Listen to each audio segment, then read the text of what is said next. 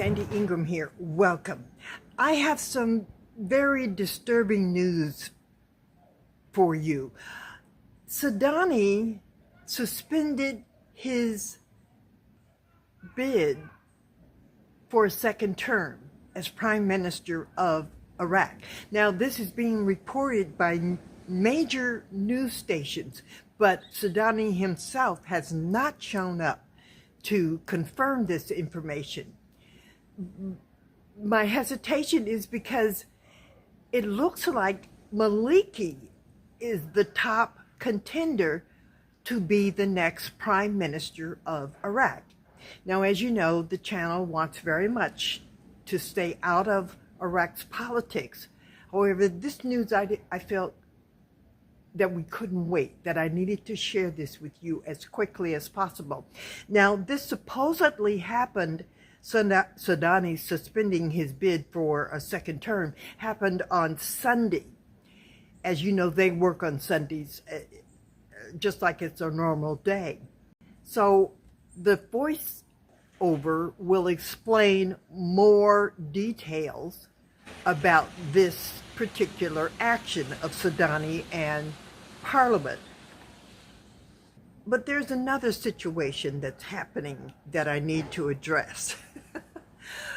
One of the subscribers here on the channel has put in the comment, when I spoke about in a video about Iraq purchasing fighter jets from France, he said in the comment section to me, "Shut up. Iraq is getting ready to help Iran in war." And I wrote back to him and said, "You don't tell anyone on this channel to shut up." And I was nice to him and I just let it go. But I kept thinking about it. I kept trying to understand, why would he be saying that? So I hired a freelancer to do a little research for me because I do not speak Arabic. And the news came back that there is first of all, he said he was an Iraqi, and I believe that he is in the United States now, but he is from Iraq. But what he said, how he wrote his message, it disturbed me a little bit because it didn't seem like he was just, someone telling somebody else to shut up. It was like, for your own good, you need to shut up. That's how I took it. So when I hired the freelancer to do the research, sure enough, there are a large number of Iraqi people who believe and think that Iraq is increasing their defense department because Iran is going to be going to war soon, and that Iraq is actually going to help Iran. Now, I said to myself, okay, now one of us is crazy. Maybe not crazy, but one of us is way off track. Is it me? And then further research showed that there is a great number of Iraqis, like I said, who believe that if anything pops off between Israel and Iran, that Iraq is actually going to help Iran. So you need to know that that line of thought is on the table.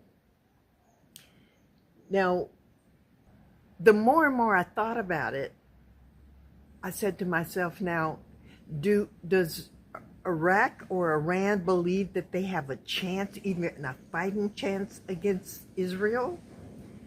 I'm saying to myself, now, Iran may or may not have nuclear capabilities. We don't know. And Israel definitely has nuclear capabilities. So what are we talking about here? But I'm going to leave that alone because there's no documentation for that. This all came about because a viewer who's obviously watched many of the videos on this channel said, shut up, that Iraq is enhancing its defense department because they are going to help Iran. Okay, so let's turn the page just so you know. About a couple of days ago, I sent out an emergency video to the membership only. And this video had to do with Basel III. Now, Basel III is where they are saying that banks globally will stop using paper gold. And I'm not going to explain this because this is a membership only situation, but there is clarification on the blog about the video that I sent to you. It's not a law. BIS cannot provide laws to banks globally, but they can cause such a situation that banks that comply and banks that don't comply, there is definitely a divide in the banking system globally now as I speak to you. And it has to do with how they put the assets or how they categorize the assets of gold and silver on their balance sheets. So you want to go to the blog and read the information to make sure that you understand correctly what's going on. But the bottom line is still the same.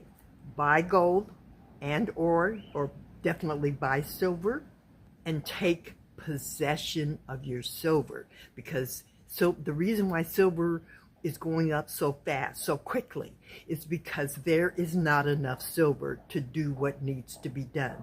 And this Basel III Act is all about banks holding the physical asset rather than selling the asset on paper. They call it gold paper. So you do want to, I encourage you to get the silver, get possession of your silver, have it shipped to your front door. Do not put it in a safe deposit box, and just hold on to your precious metals.